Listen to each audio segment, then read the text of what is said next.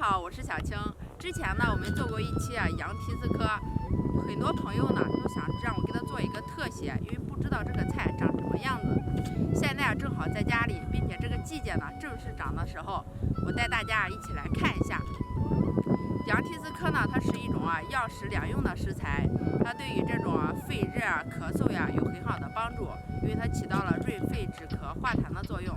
下面呢，我就带大家来看一下。大家看一下，这个就是叫羊蹄子科，它一般都是长在这个小坡上，并且有的小路上也会有，但是现在不多了，因为大家经常打除草剂呢，麦地里已经很少了。大家看一下。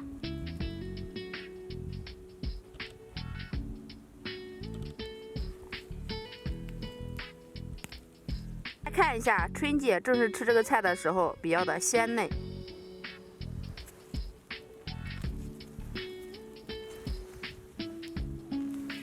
现在我们这个菜呢都已经挖出来了，回家呢也可以做汤，也可以蒸着吃。有需要的朋友不妨到地里去采摘一下。今天我们这期视频就到这了，大家想了解更多健康知识，点击关注转发，让更多朋友学会。谢谢大家，我们下期再见。